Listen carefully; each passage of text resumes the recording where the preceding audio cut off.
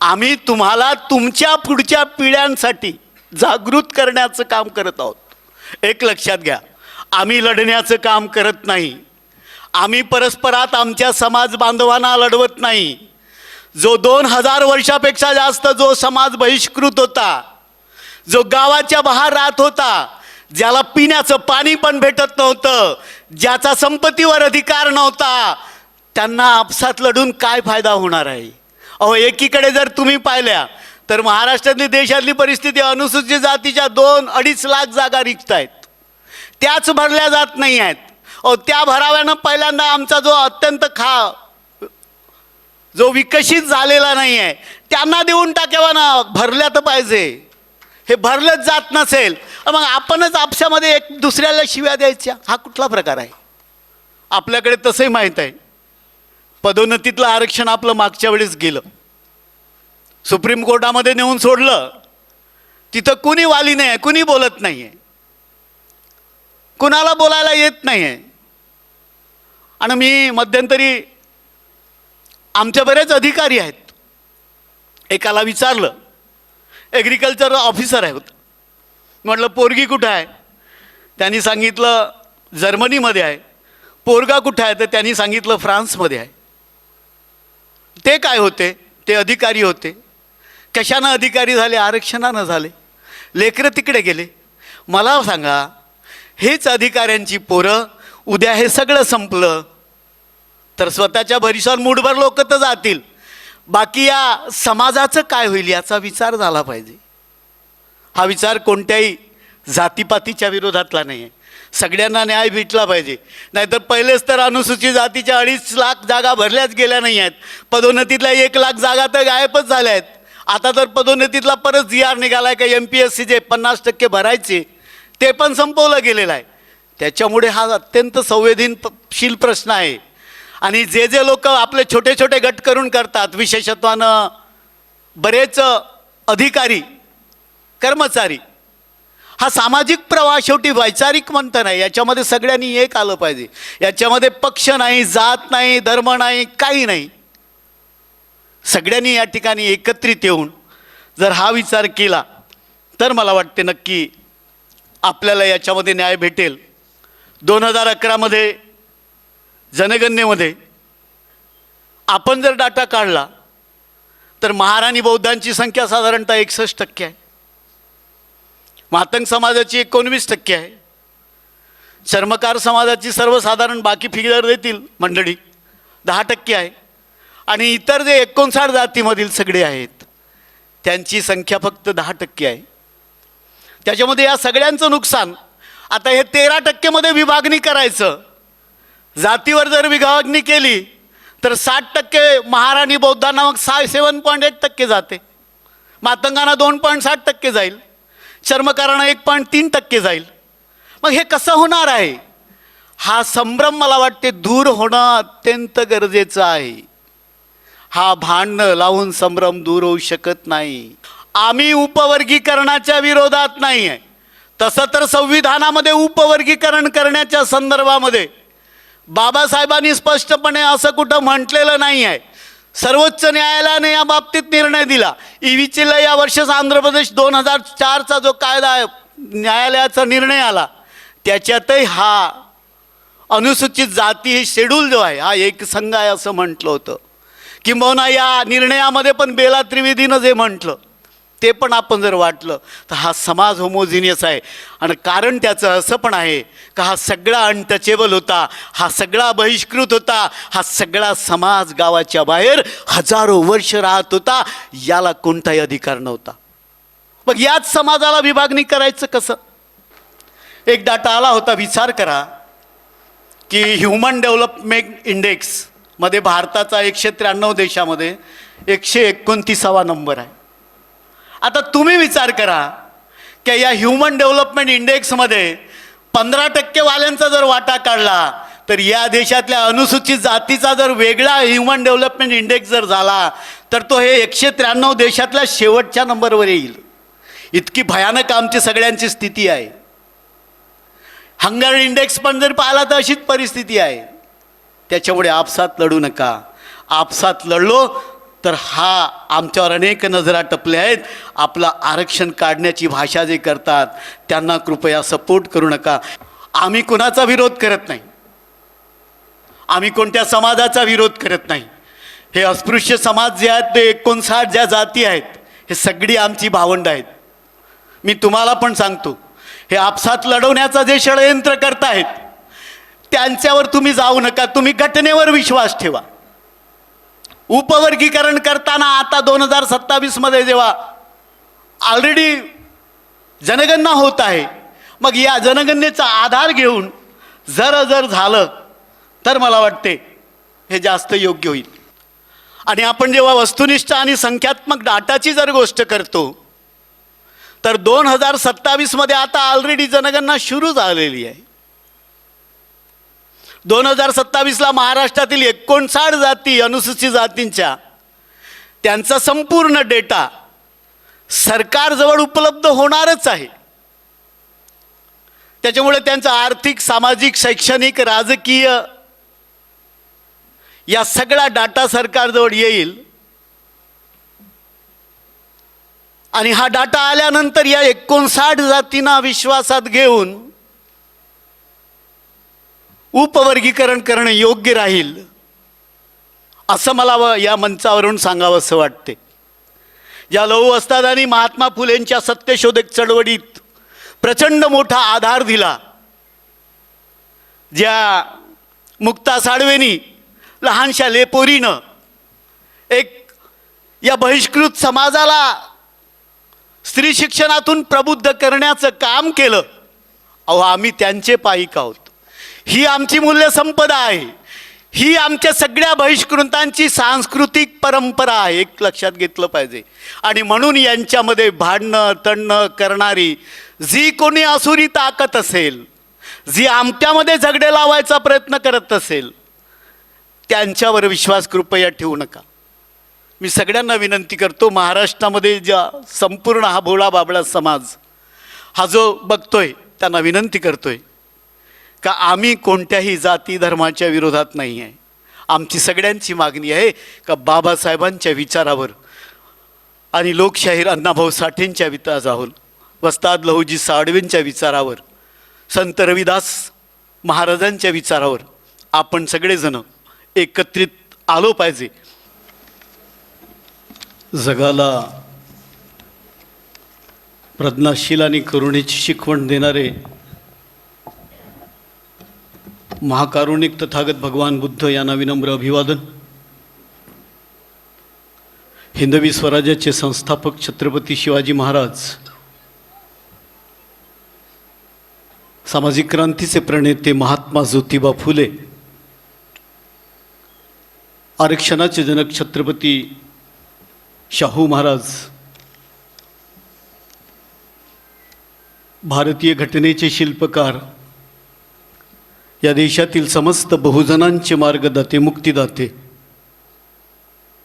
परमपूज्य डॉक्टर बाबासाहेब आंबेडकर, लोकशाहीर अण्णाभाऊ साठे, मध्ययुगीन भारतातील संतश्रेष्ठ संत रविदासजी, वस्ताद लहुजी साळवे, जगद्गुरू तुकोबाराया, सावित्रीबाई फुले, या सगळ्या महामानवांना आणि राष्ट्रपुरुषांना विनम्र अभिवादन करतो. लाड बुद्धा टीव्ही, राजकुमार बडोले फाउंडेशन आणि लहुजी सेना आयोजित राज्यस्तरीय आरक्षण उपवर्गीकरण चिंतन परिषदेच्या निमित्तानं या परिषदेला मुख्य अतिथी म्हणून लाभलेले नागपूर विद्यापीठाचे माजी कुलसचिव डॉक्टर पूर्णचंद्र मेश्राम साहेब, या कार्यक्रमाला प्रामुख्याने उपस्थित प्रमुख वक्ते म्हणून या ठिकाणी उपस्थित झालेले पुण्यावरून ज्याने उपवर्गीकरणाच्या बाबतीमध्ये या ठिकाणी आपली दुसरी आवृत्ती आत्ता यांची प्रकाशित करण्यात आली, ते मुकेश दुपारेजी, या कार्यक्रमाला अगत्यानं उपस्थित लोकस्वराज्य आंदोलन नांदेडचे संस्थापक प्राध्यापक रामचंद्र बरांडेजी, डॉक्टर रवींद्र मुंद्रे साहेब विचारवंत अमरावती, डॉक्टर अंकुश गोतावडेजी अध्यक्ष लहुजी ब्रिगेड नागपूर, अनुसूचित जाती आयोगाचे माजी सचिव तथा मुंबई विद्यापीठाचे इतिहास प्रमुख डॉक्टर संदेश वाघ, या कार्यक्रमाला प्रामुख्याने उपस्थित झालेले राजेश घोडेजी, आदरणीय प्राध्यापक किशोर बिर्लाजी, राष्ट्रीय चर्मकार महासंघाचे उपाध्यक्ष डॉक्टर गणेश बोरकर साहेब, माजी नगरसेवक नागेश मानकरजी, खाटेक समाज विकास मंचाचे आदरणीय विकासजी लारोकर, लहू सेनेचे अध्यक्ष, या कार्यक्रमाचे आयोजक आमचे मित्र आदरणीय संजय कठाडेजी, शिकलगार समाज संघटनेचे रतनसिंग बावरीजी, आयुष्यमान भैयाजी खैरकर साहेब, सकाळचे माजी संपादक आमचे मित्र आदरणीय भूपेंद्र गणवीरजी, मंचावर बसलेली सगळी गणमान्य मंडळी आणि या कार्यक्रमाच्या निमित्तानं भर उन्हामध्ये महाराष्ट्राच्या कानाकोपऱ्यातून या ठिकाणी आलेले सगळे माझे समाज बांधवांनो, भगिनीनो, लाडबुद्धा TV, राजकुमार वडोले फाउंडेशन आणि लहू सेनेच्या सर्व आयोजक मंडळी, उपस्थित माझ्या सगळ्या मित्रांनो, ज्या नागनगरीत परमपूज्य डॉक्टर बाबासाहेब आंबेडकरांनी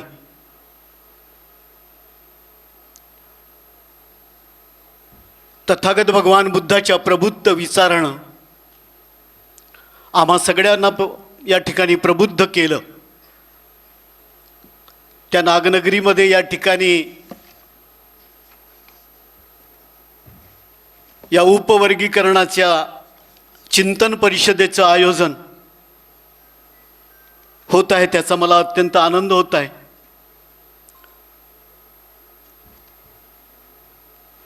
संपूर्ण महाराष्ट्रातील शोषित वंचितांचं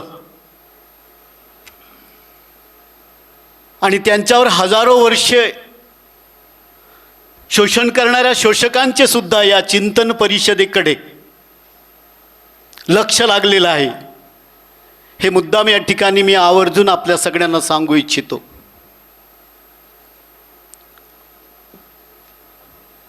महाराष्ट्रातील एका ज्वलंत प्रश्नावर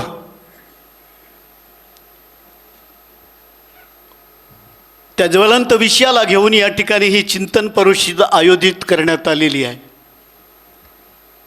हजारो वर्षे गावकुसाबाहेर अत्यंत हिनकस जीवन जगणाऱ्या, हजारो वर्ष ज्यांना बहिष्कृत म्हणून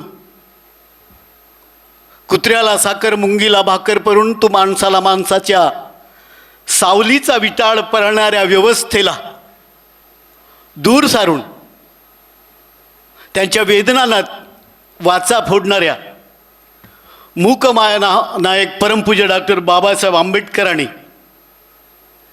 घटनेच्या 341व्या कलमान्वये दिलेल्या आरक्षणाचे उपवर्गीकरण करणे म्हणजे या 59 जातींच्या हिताचे आहे काय?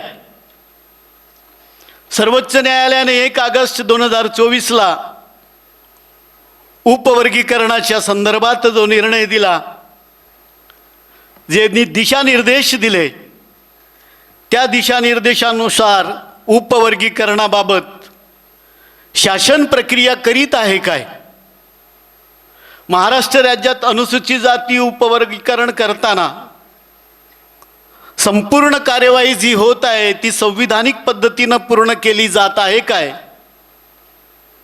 या उपवर्गीकरणामुळे भारतीय संविधानातील 341व्या अनुच्छेदातील अनुसूचित जातीच्या एकसंगतेला तडा तर जाणार नाही ना, किंवा महाराष्ट्रातील सर्व 59 जातींच्या आर्थिक, सामाजिक, शैक्षणिक व राजकीय विकासाच्या दृष्टीनं व शाहू फुले आंबेडकरांच्या सामाजिक न्यायाच्या वैचारिक दृष्टीतून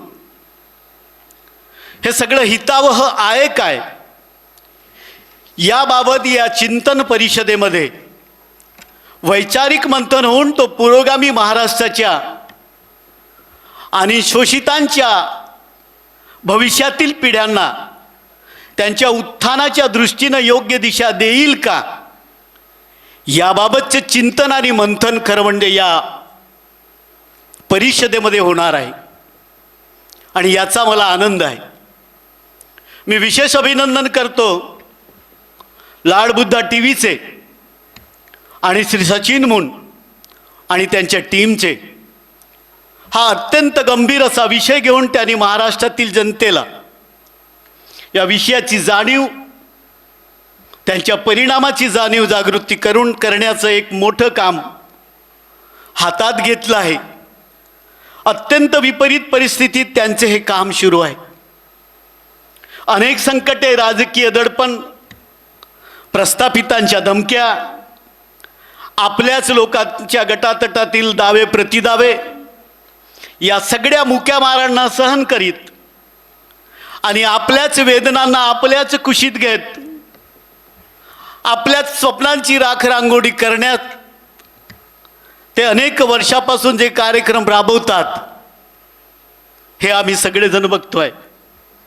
शेवटी हजारो वर्षापासून आपले गाराणे ऐकतो तरी कोण?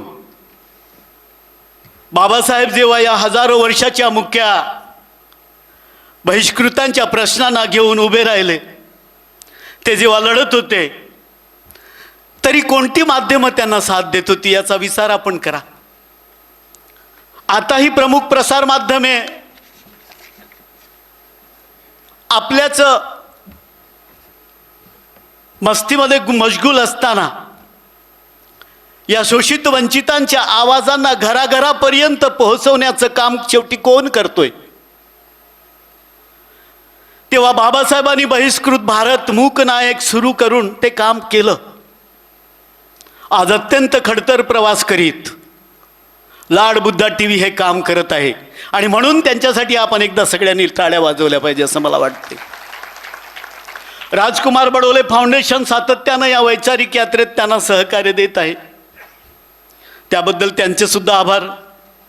या कार्यात लहू सेनेनं उत्कृष्ट साथ देऊन भीमराया घे तुझ्या या लेकरांची वंदना म्हणत त्यांना साथ दिली आणि ज्यांनी ज्यांनी या कार्यक्रमाच्या अनुषंगानं या ठिकाणी साथ दिली त्या सगळ्यांचं मनापासून आभार आणि धन्यवाद. आज आपण सगळेजण अनुसूचित जातीची, अनुसूचित जमातीची आणि ओबीसी सगळेजण एका वैचारिक आणि राजकीय संक्रमणातून प्रवास करत आहोत. डॉक्टर बाबासाहेब आंबेडकरांनी या देशातील शूद्र अतिशूद्रांना सामाजिक, आर्थिक, शैक्षणिक समता प्रस्थापित करण्यासाठी जे आरक्षणाचे शस्त्र आपल्याला दिले, किंबहुना महाभारतामध्ये आपण कर्णाला जी कुंडलं दिली गेली होती, तशाच पद्धतीनं आपल्याला हे कवच कुंडल जे परमपूज्य डॉक्टर बाबासाहेब आंबेडकरांनी दिले, ते कवच कुंडल कुणी काढून तर घेण्याचा प्रयत्न करत नाही का ना, असा आम्हा सगळ्यांच्या पुढे एक प्रश्न निर्माण झाला आहे. डॉक्टर बाबासाहेब आंबेडकर लढले तेव्हा हा समाज एकसंघ होता, कारण हा निरक्षर होता. बाबासाहेबांना त्यांनी आपलं पुढारी मानलं होतं. आज मात्र हाच समाज गटागटात, तटातटात, पक्षापक्षात, जातीपातीत वेगळ्या वेगळ्या गटागटात सामील होऊन आपले कोण आणि आपले शत्रू कोण हे पण विसरत चालला आहे. तेव्हा आपल्या विरोधात कोण, आपल्या जवळचा कोण, अशा संभ्रमावस्थेत तो आहे. सुरेश भट म्हणायचे जसे की माझा प्रवास गेला संपूर्ण ज्या ठिकाणी मज भेटले तिथेही चकवे तऱ्हे तऱ्हेचे, एकाच चेहऱ्याला मी आठवू कशाला जखमी करून गेले बिचवे तऱ्हे तऱ्हेचे. असेच बिचवे आम्हा सगळ्यांच्या सभोवार आपल्या सगळ्यांना जखमा करतायत.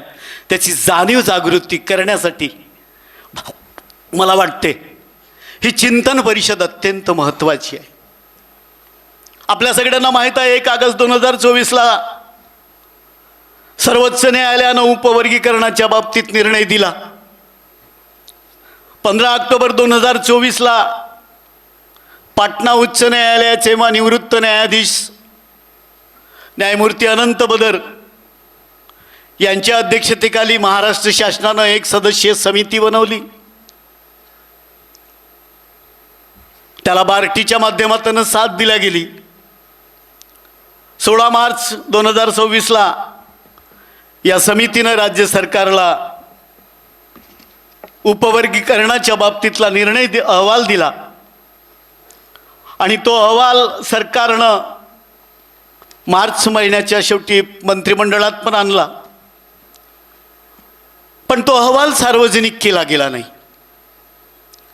त्या अहवालात उपवर्गीकरण करताना 13% आरक्षणाची कशा पद्धतीनं वाटणी केली, कुणाला कोणत्या आधारावर, कोणत्या डाटाबेसवर, कोणत्या सांख्यिकी आणि वस्तुनिष्ठ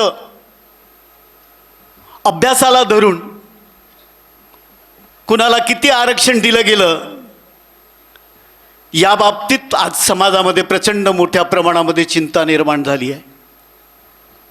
महाराष्ट्रात ज्या 59 जातींना हजारो वर्षापासून जगण्याचा अधिकार नाकारला गेला,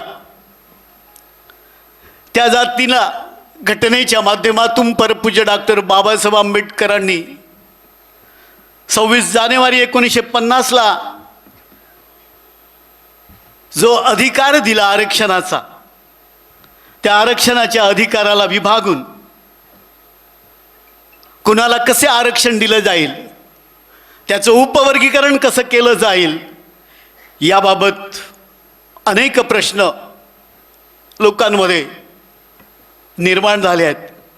परंतु हे करत असताना या 59 जाती आपसात एकमेकाविरुद्ध लढल्या जाऊ नयेत, याबाबत काळजी घेणं मला वाटते अत्यंत महत्त्वाचं आहे. आणि म्हणून सरकारनं बदर समितीचा अहवाल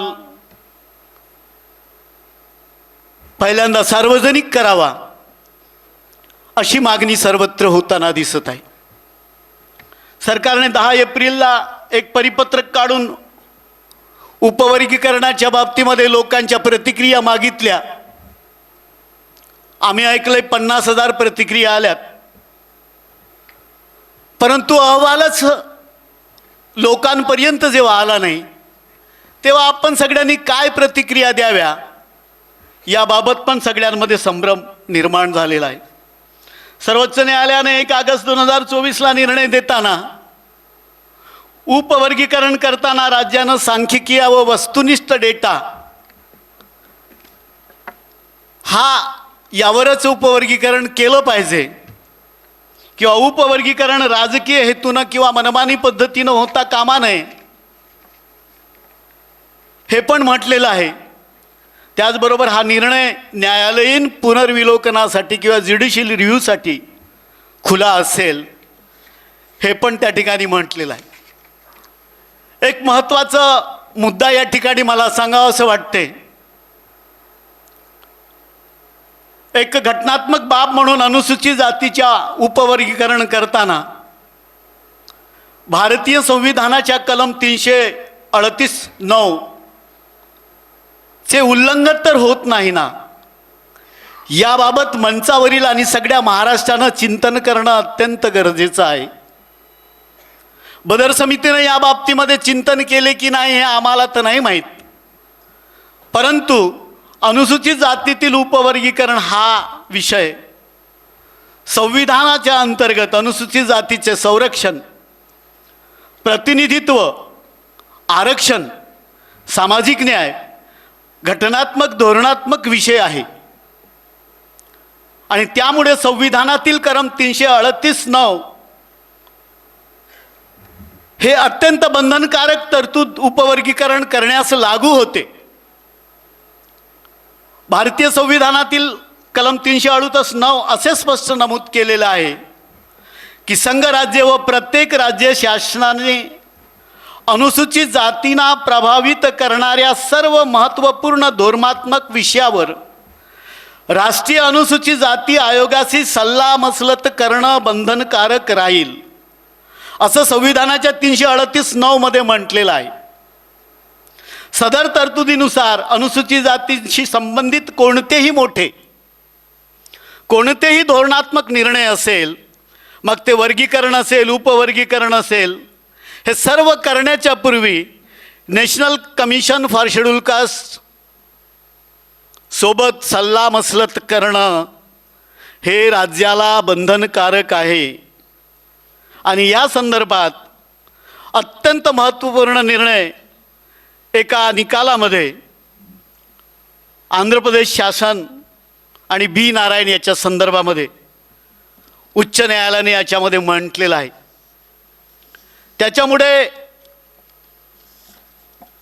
हे सगळे विषय मांडत असताना ही सगळी बंधनं पाळली गेली का, हा एक विषय आपल्या पुढे आहे। आणि आपण जेव्हा वस्तुनिष्ठ आणि संख्यात्मक डाटाची जर गोष्ट करतो तर 2027 मध्ये आता ऑलरेडी जनगणना सुरू झालेली आहे। 2027ला महाराष्ट्रातील 59 जाती अनुसूचित जातींच्या त्यांचा संपूर्ण डेटा सरकारजवळ उपलब्ध होणारच आहे। त्याच्यामुळे त्यांचा आर्थिक, सामाजिक, शैक्षणिक, राजकीय या सगळा डाटा सरकारजवळ येईल आणि हा डाटा आल्यानंतर या 59 जातींना विश्वासात घेऊन उपवर्गीकरण करणं योग्य राहील असं मला या मंचावरून सांगावंसं वाटते। बाकी या चिंतन परिषदेमध्ये खूप मंडळी बोलणार आहेत। लाडबुद्धा टीव्ही व राजकुमार बडोले फाउंडेशन लोकांना याबाबत जाणीव करून देण्याचं काम आम्ही करत आहोत। आम्ही लढण्याचं काम करत नाही, आम्ही परस्परात आमच्या समाज बांधवांना लढवत नाही। जो 2000 वर्षापेक्षा जास्त जो समाज बहिष्कृत होता, जो गावाच्या बाहेर राहत होता, ज्याला पिण्याचं पाणी पण भेटत नव्हतं, ज्याचा संपत्तीवर अधिकार नव्हता, त्यांना आपसात लढून काय फायदा होणार आहे? अहो, एकीकडे जर तुम्ही पाहिल्या तर महाराष्ट्रातली देशातली परिस्थिती अनुसूचित जातीच्या 2-2.5 लाख जागा रिक्त आहेत, त्याच भरल्या जात नाही आहेत। अहो, त्या भराव्यानं पहिल्यांदा आमचा जो अत्यंत जो विकसित झालेला नाही आहे त्यांना देऊन टाकावा ना, भरल्या तर पाहिजे। हे भरलंच जात नसेल मग आपणच आपसामध्ये एक दुसऱ्याला शिव्या द्यायच्या, हा कुठला प्रकार आहे? मला वाटतं हे बंद होणं गरजेचं आहे आणि म्हणून आम्ही कुणाला लढवत नाही। आम्ही तुम्हाला तुमच्या पुढच्या पिढ्यांसाठी जागृत करण्याचं काम करत आहोत। एक लक्षात घ्या, हा भावनिकही विषय आहे, तसा हा संविधानिक लढाई तर होणारच आहे। माझी आपल्या सगळ्यांना या निमित्तानं एकच विनंती आहे की आम्ही कुणावर आकस करत नाही। ह्या 59 जाती बाबासाहेबांवर श्रद्धा ठेवतात। परमपूज्य डॉक्टर बाबासाहेब आंबेडकरांनी आम्हा सगळ्यांना आरक्षण दिले। लोकशाहीर अण्णाभाऊ साठे या श्रेष्ठ लोकशाहीराला हृदयात ठेवतात। समाजवादी विचारांना डॉक्टर बाबासाहेब आंबेडकरांनी घटनेमध्ये समाजवाद म्हणून जी पेरणी केली, तो समाजवाद आणि लोकशाहीर अण्णाभाऊ साठेंचा समाजवाद, ह्या दोन्ही गोष्टी आपण लक्षात ठेवल्या पाहिजे। ज्या लौह वस्तादांनी महात्मा फुलेंच्या सत्यशोधक चळवळीत प्रचंड मोठा आधार दिला, ज्या मुक्ता साळवेंनी लहानशा लेपोरीनं एक या बहिष्कृत समाजाला स्त्री शिक्षणातून प्रबुद्ध करण्याचं काम केलं, अहो आम्ही त्यांचे पाईक आहोत. ही आमची मूल्य संपदा आहे. ही आमच्या सगळ्या बहिष्कृतांची सांस्कृतिक परंपरा आहे, एक लक्षात घेतलं पाहिजे. आणि म्हणून यांच्यामध्ये भांडणं तणणं करणारी जी कोणी असुरी ताकद असेल, जी आमच्यामध्ये झगडे लावायचा प्रयत्न करत असेल, त्यांच्यावर विश्वास कृपया ठेवू नका. एवढीच माझी या परिषदेच्या निमित्तानं आपल्या सगळ्यांना विनंती आहे. काही जण प्रश्न करतात, कर्नाटकमध्ये, तेलंगणामध्ये, देशाच्या इतर राज्यामध्ये उपवर्गीकरण झालं, महाराष्ट्रात का नाही? मी तुम्हाला एवढंच या निमित्तानं सांगू इच्छितो, तेलंगणा आणि कर्नाटक या राज्यातील सामाजिक आणि धार्मिक स्थिती वेगळी आहे. त्या ठिकाणी जे काही आरक्षण त्या ठिकाणी होत आहे ते संख्यात्मक आणि वस्तुनिष्ठ डेटाच्या आधारावर त्या ठिकाणी उपवर्गीकरण केलं जात आहे. महाराष्ट्रामध्ये सामाजिक, आर्थिक, राजकीय आणि धार्मिक परिस्थिती ही थोडीशी वेगळी आहे. धर्मामध्ये सगळ्यांची विभाजनी झालेली आहे. मतांमध्ये बऱ्याच वेळा विभाजनी होण्याचा कुठं प्रश्न तर करत नाही कुणी. आपण विचार केला पाहिजे. आम्ही उपवर्गीकरणाच्या विरोधात नाही आहे. तसं तर संविधानामध्ये उपवर्गीकरण करण्याच्या संदर्भामध्ये बाबासाहेबांनी स्पष्टपणे असं कुठं म्हटलेलं नाही आहे. सर्वोच्च न्यायालयाने या बाबतीत निर्णय दिला. ईव्हीसीला या वर्षाचा आंध्र प्रदेश 2004चा जो कायदा न्यायालयाचा निर्णय आला, त्याच्यातही हा अनुसूचित जाती हे शेड्यूल जो आहे हा एक संघ आहे असं म्हटलं होतं. किंबहुना या निर्णयामध्ये पण बेला त्रिवेदीनं जे म्हटलं ते पण आपण जर वाटलं तर हा समाज होमोजिनियस आहे. आणि कारण त्याचं असं पण आहे का हा सगळा अनटचेबल होता, हा सगळा बहिष्कृत होता, हा सगळा समाज गावाच्या बाहेर हजारो वर्ष राहत होता, याला कोणताही अधिकार नव्हता. मग याच समाजाला विभागणी करायचं कसं? त्यामुळे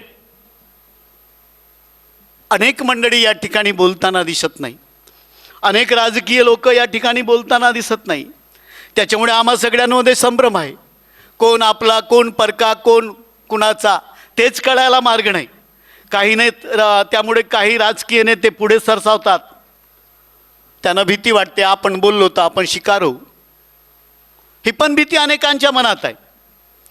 पण काही जण तर माझ्यावर व्यक्तिगत टीका करतात. मला वाटते या ठिकाणी वेळ खूप झालेला आहे.